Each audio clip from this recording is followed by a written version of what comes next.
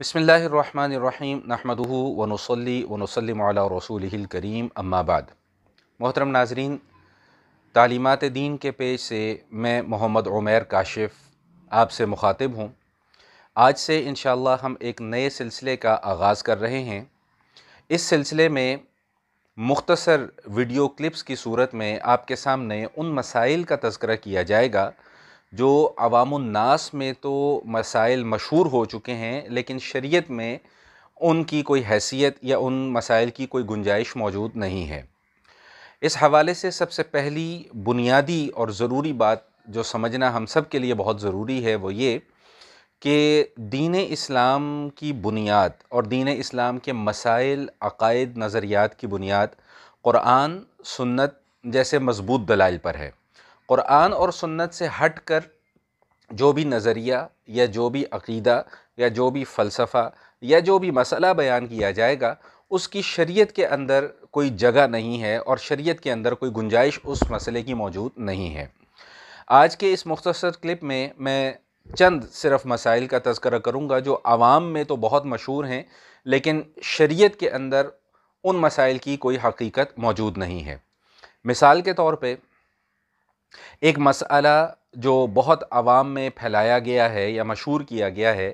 کہ جمعرات کے دن جو ہمارے فوت شدگان مسلمان ہوتے ہیں ان کی ارواح گھروں میں آتی ہیں اور وہ آ کر ہم سے ایصال ثواب کا مطالبہ کرتی ہیں۔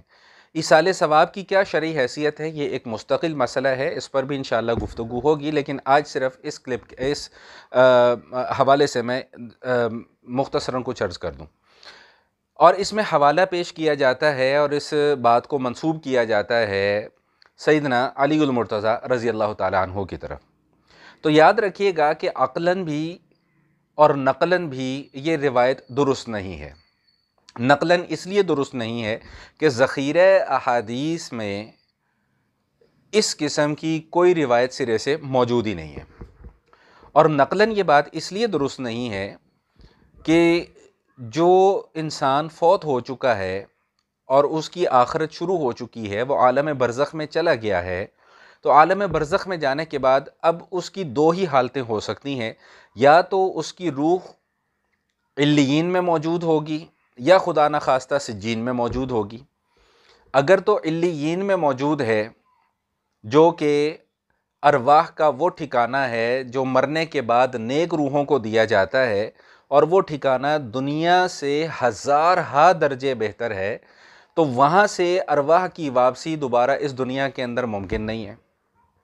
اور اگر خدا نخواستہ کوئی روح اپنی بدعمالیوں کی وجہ سے سجین میں اپنی جگہ لے بیٹھی ہے، سجین میں جگہ بنا بیٹھی ہے جو کہ قید خانہ ہے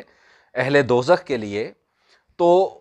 وہاں سے رہائی اور فرار ممکن نہیں ہے کہ وہ روحیں وہاں سے فرار ہو کر اور دنیا میں آئیں اور ہم سے آ کر مطالبہ کریں جی ہمارے لیے ایصال ثواب کرو۔ تو بہرحال خلاصہ کلام یہ ہے کہ اس قسم کی روایات نہ عقلاً درست ہیں، نہ نقلاً درست ہیں، نہ شرعاً ایسے عقیدوں کی کوئی گنجائش شریعت کے اندر موجود ہے۔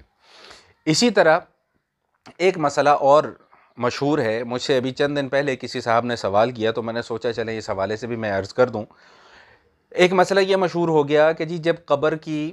مٹی کسی کی بیٹھ جائے یا وہ زمین میں مل جائے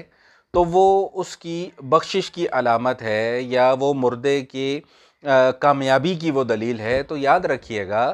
کہ آخرت کا تعلق اور آخرت کی کامیابی یا ناکامی کا تعلق انسان کے ایمان اور اس کے اعمال سے ہے، قبر کی مٹی رہ جانے سے یا دب جانے سے اس کا کوئی تعلق نہیں ہے۔ اگر دنیا میں اس کے اعمال اچھے ہیں، اس کا ایمان مضبوط ہے، تو آخرت میں پھر کامیابی ہی کامیابی ہے، اور اگر خدا نخواستہ ایمان میں کمزوری ہے یا اعمال میں کمزوری ہے تو بہرحال آخرت کا